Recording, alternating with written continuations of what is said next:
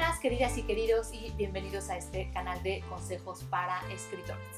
Yo soy Loredan Kie, escritora, y el objetivo de este video es contestar las preguntas de los nuevos miembros de este canal. Así es, los vamos a consentir.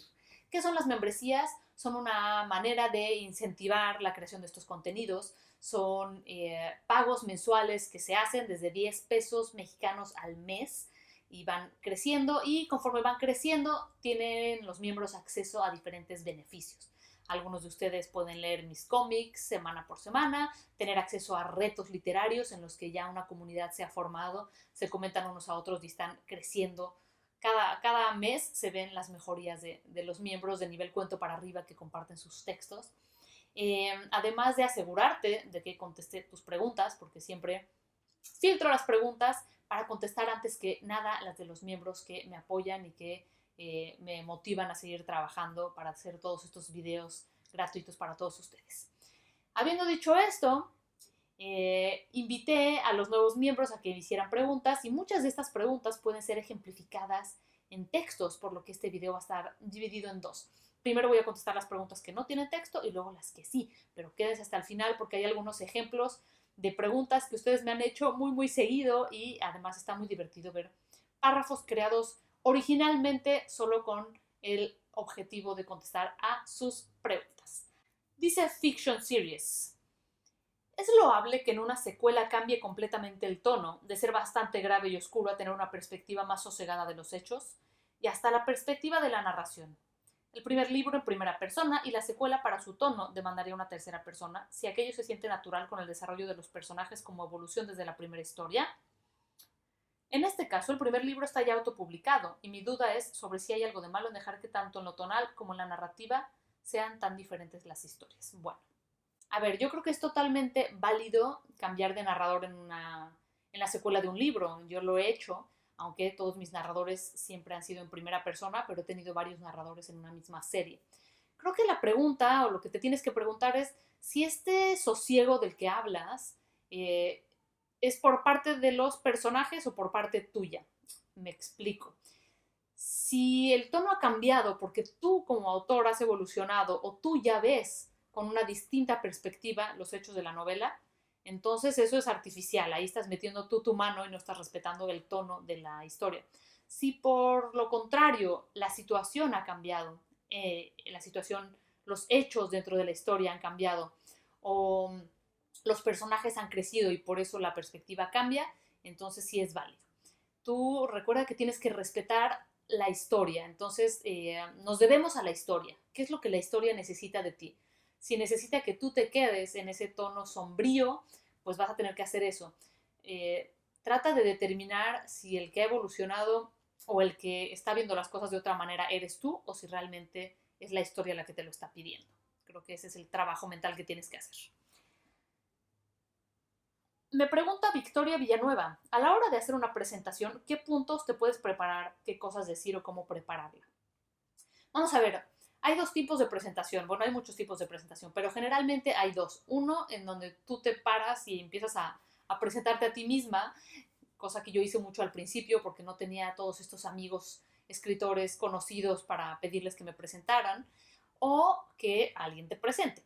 A mí me gustaba mucho llegar y pararme ahí y empezar a hablar, pero eso es porque a mí me gusta hablar en público, me gusta improvisar, me gusta hacer muchos chistes, entonces no necesitaba que alguien más me introdujera. Pero si eres tímida y no sabes cómo empezar a hablar de tu libro, lo mejor que puedes hacer es invitar a alguien que lo haya leído y que le haya gustado. Puede ser alguien que estuviera involucrado en el proceso o alguien que tenga que ver con el medio. ¿Por qué? Porque muchas veces se hace esto para llamar la atención de los lectores que tal vez conocen a este otro escritor, o para que esta persona te introduzca y tú no hables bien de ti misma, ¿no? Porque a veces es un poco raro pararte ahí y decir: esta es mi novela y les voy a decir por qué deben leerla, es una maravilla, bla, bla, bla, bla. A veces es más fácil que alguien más lo haga por nosotros, y así nosotros quedamos como los muy modestos que estamos ahí sentaditos mientras alguien nos echa flores. ¿Qué puntos a tocar? Pues realmente depende de la novela. A mí me gusta siempre hablar sobre todo de mí y del proceso. No me gusta tanto hablar de la historia y dar spoilers, sino hablar del tema general o de lo que inspiró el proceso de escritura de esa novela. Entonces piensa que cuando vas a presentar un libro, lo que estás presentando realmente es a ti, ¿no? Que muchas veces cuando hacemos una presentación presencial, ya sea virtual o física, lo que queremos es conquistar, seducir a los lectores para que empaticen con nosotros y les interese leer algo que nosotros hemos escrito. Ya sé que antaño siempre se decía que hay que separar al autor de su obra, pero creo que hoy más que nunca las obras y los creadores de estas obras están totalmente unidos y que incluso las relaciones públicas que tenemos ya que hacer los escritores para relacionarlos con nuestros lectores es algo que ha cambiado en los últimos años y que por lo tanto la gente espera relacionarse contigo, espera conocerte a ti, quiere leerte si tú le caes bien, si tú le despiertas curiosidad, si empatiza contigo. Entonces, más allá que hablar estrictamente del texto, yo buscaría como hablar de mí, de qué me movió a mí, de qué fue la inspiración para mí acerca de para escribir esa novela. Eso sería mi consejo, que seas auténtica, que seas vulnerable, que compartas algo tuyo. ¿Cómo plasmar de manera efectiva escenas de pelea o de batallas? Me preocupa que el ritmo de la escena decaiga o que las acciones lleguen a sentirse repetitivas. Bueno, para esto no tengo un párrafo porque pronto voy a hacer un video corrigiendo una escena de pelea que yo creo que le va a servir a mucha gente porque muchos me preguntan de esto. ¿Por qué tienen a todos sus personajes peleando? ¿Dónde quedó la mar? Bueno, eh, hay algunas cosas que hay que tomar en cuenta cuando escribimos escenas de pelea. La primera, y es un error muy, muy común, es que no hay que sobreexplicarlo todo.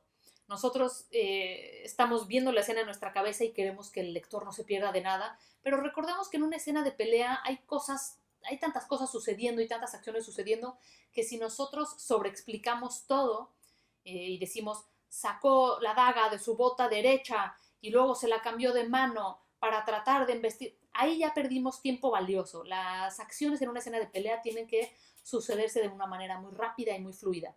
¿Importa realmente si se sacó la daga de la bota derecha o podemos decir simplemente que sacó la daga? Tratemos de ir mucho más al grano que con otro tipo de narraciones. No hay tanto espacio para la reflexión en las escenas de pelea, por lo tanto hay que fijarnos mucho en el ritmo, en la puntuación. La puntuación nos sirve mucho para acelerar las escenas, el tipo de dónde ponemos las comas, dónde separamos los párrafos. Esto nos puede dar un ritmo muy, muy, muy fluido. Y también a veces, por querer no repetir palabras, buscan sinónimos muy extraños. Eso tampoco lo hagan. Cuéntenlo de una manera muy natural. Y un consejo que siempre doy es que lo imaginen de manera cinematográfica, ¿no? Yo ya les he dicho que yo solía incluso actuar mis peleas físicamente para ver qué cosas eran viables y qué cosas no. Eso siempre lo recomendaré porque así nos ponemos en los zapatos de nuestros personajes. Pero de nuevo, pronto viene un video específico de una escena de pelea. Andrés Ontiveros dice, ya voy por la segunda parte de mi libro, la primera la terminé hace 8 meses, entonces empecé a escribir la secuela y la pregunta es esta. La primera novela lleva un ritmo rápido, fuerte y con mucha sangre. Cuando inicié la segunda, esta empieza un poco aburrida. Tengo en mente qué sucederá después, pero siento que el inicio no da para mucho y si alguien lo llegase a leer, le formaría un conflicto hasta con la personalidad del personaje. ¿Será que porque tardé mucho en empezar la segunda parte, mis personajes se oxidaron? Bueno, pues aquí volveríamos a la pregunta de hace rato, a la cuestión de hace rato. ¿Será que tú te has calmado o es el texto? Si recordamos, si eres fan de Star Wars, muchas veces la segunda parte de las secuelas suele bajar de tono porque la primera empieza aquí, atrapa al lector y después bajamos de ritmo, nos tomamos el tiempo de explicar un montón de cosas y después vuelve a subir en la tercera parte. Así es la trilogía de Star Wars, la antigua, la de los 70s. Si es el caso, no pasa nada. Nosotros como lectores no necesitamos siempre que haya acción trepidante. Muchas veces si nos estás vendiendo algo muy humano, muy útil para entender la historia y está bien narrado, vamos a continuar contigo. A veces hay momentos para respirar, a veces hay momentos para reflexionar y para conocer a los personajes. La regla de dedo que siempre digo es, si algo sirve para que conozcamos más a un personaje o avance la acción, entonces sirve. Si no, sobra. Y cuestiónate si este ritmo más lento tiene que ver con que tus personajes se han oxidado o con que tú te has oxidado. A veces puede ser que si tardamos demasiado en empezar una segunda parte, nosotros ya nos sentimos un poco desapegados de la historia y ya no nos apasiona tanto. trata de analizar si hay algo en esa historia que todavía te apasiona como para que valga la pena seguir o si ya se te fue el momento. Como siempre digo, hay que escribir con los ingredientes frescos. Tal vez las acelgas ya se te marchitaron por ahí. Si no, si te sigue apasionando, tal vez lo que tienes que hacer es repensar la historia y dejarte a ti mismo fluir con los personajes. Quizá lo que tú tenías planeado ya no es lo que te interesa. Quizá lo que estás escribiendo ya no va de acuerdo a tus intereses actuales, pero la historia sí te gusta o los personajes sí te gustan y entonces tienes que darles un nuevo rumbo que responda a tus cuestionamientos actuales. Si a ti te aburre, a un lector le va a aburrir. Así que cuidado por ahí. No tiene que ser acción imparable, pero tiene que haber algo interesante. Muchas veces conocer a un personaje profundamente es algo muy interesante, aunque no haya acción. Willem Bernal dice, quiero hablar de conflictos, describir punto por punto las características que debe haber en un conflicto y una lista de posibles conflictos más allá de los generales, de internos, externos, sociales y demás. Me cuesta un poco encontrar conflictos creíbles y últimamente viendo películas veo que utilizan conflictos muy sencillos para una historia. No tengo una lista de punto por punto para describir un conflicto porque me parece una cosa extraña eso que pides y hasta artificial. Lo que te puedo decir es que busques los conflictos humanos que a ti te mueven. Creo que lo que dices de cómo ahora en las películas están utilizando conflictos muy sencillos tiene que ver con que estamos cada vez más entendiendo que el ser humano es fascinante por naturaleza, que su manera de reaccionar, de ver el mundo, es fascinante y que a lo que nosotros más nos llama la atención son las demás personas. Eso es lo que ha hecho que nos gusten últimamente los reality shows y que sean tan exitosos todos estos programas que tienen que ver con la vida cotidiana de las personas. Ya no necesitamos grandes historias que nos conmuevan. Queremos ver a gente como nosotros viviendo los problemas que nosotros vivimos. Entonces aquí lo que te toca hacer es un trabajo interno de ver qué conflictos te mueven a ti, qué preguntas tienes tú, cuáles son los problemas de tu vida cotidiana, de la gente que te rodea.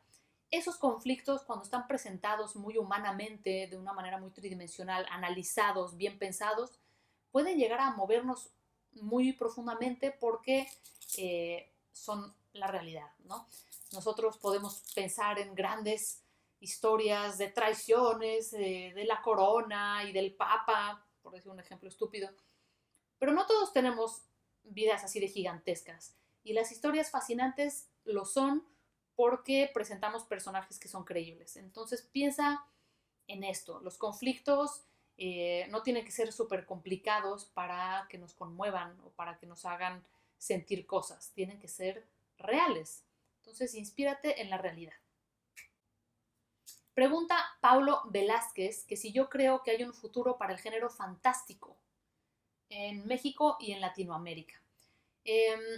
Yo creo que esa cuestión del género es algo que hay que sacarnos de la cabeza.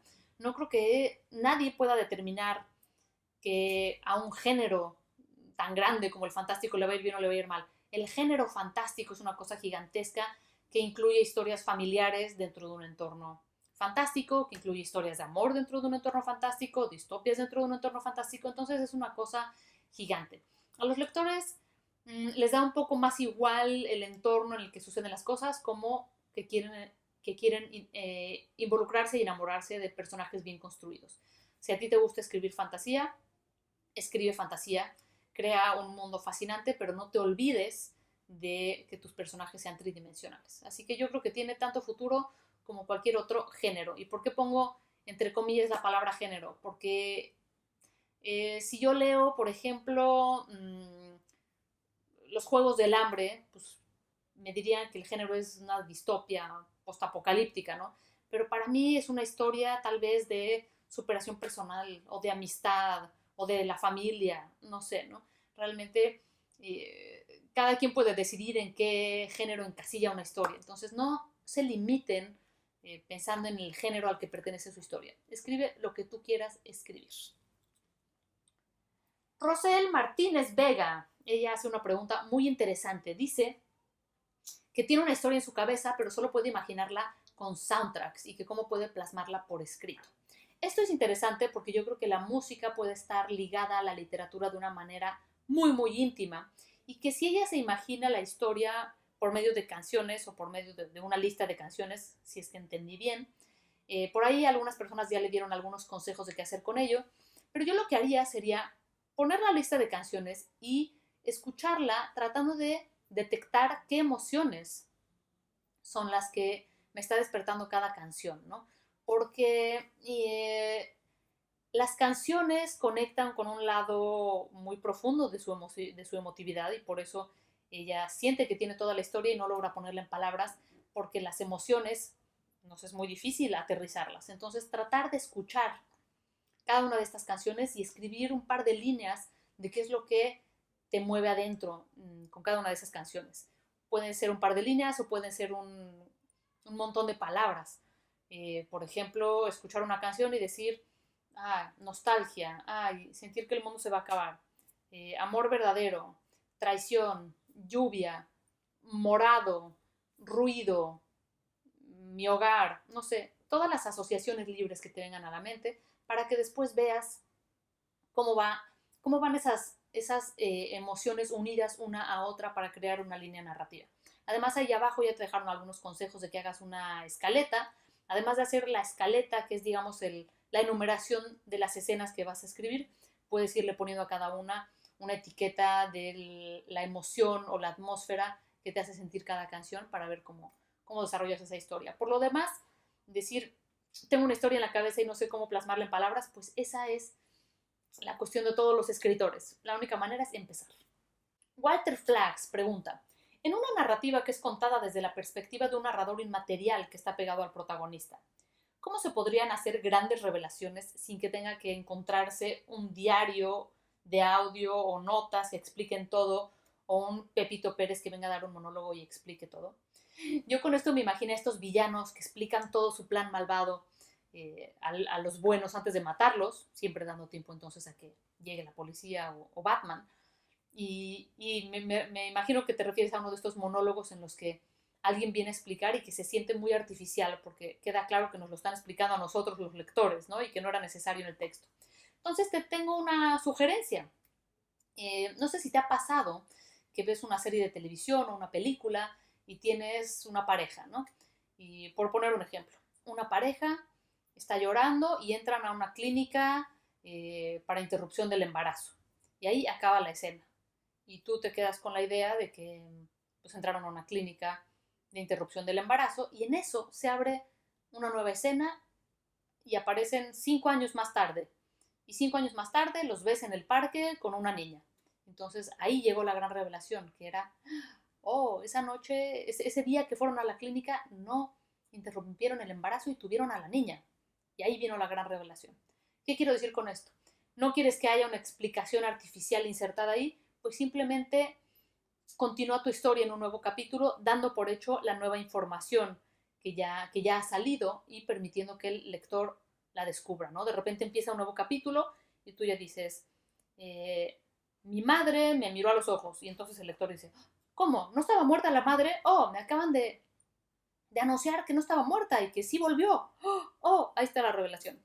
Esa es una manera de hacerlo que no es condescendiente con el público. Pregunta Varona97. ¿Cómo migrar de un género a otro? Tengo varios bosquejos, pero giran siempre en torno a la fantasía y casi siempre ubicados en la Edad Media. ¿Crees que se deba dejar ya ese tópico del medievo y crear historias que transcurran en una época más actual?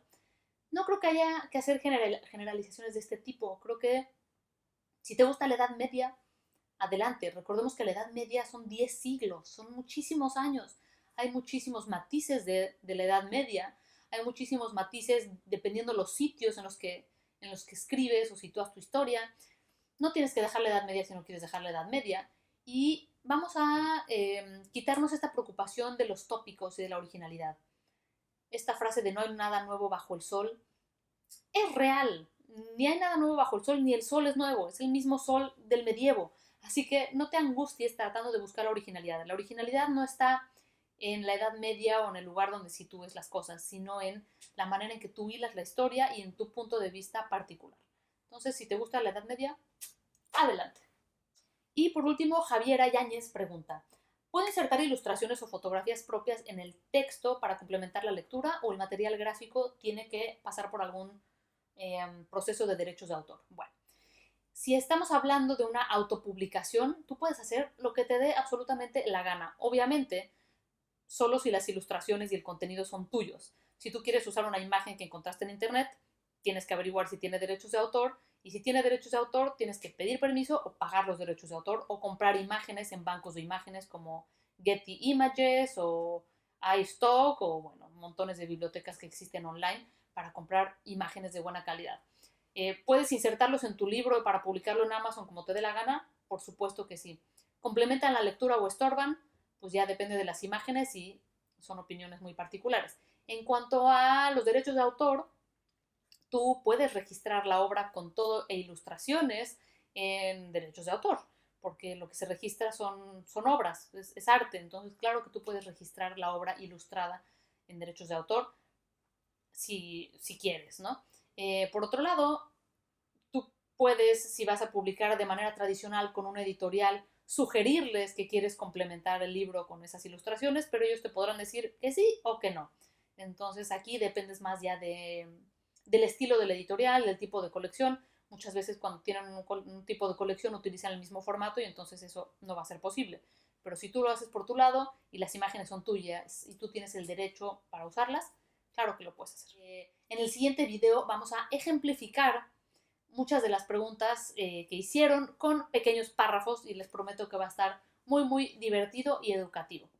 Quiero recordarles que hace unos días lancé en una nueva aplicación que se llama Graphy, una aplicación para celulares, una nueva serie de contenidos mini, que quiere decir que son contenidos que puedes ver en 5 minutos. Los capítulos son de 5 minutos de video o de audio y estamos contestando las 10 preguntas esenciales que todo escritor se ha hecho o debería de hacerse antes de escribir una novela. Y también los invito a seguir explorando las opciones que tengo de servicios, de dictámenes, de corrección de estilo y mi curso para principiantes.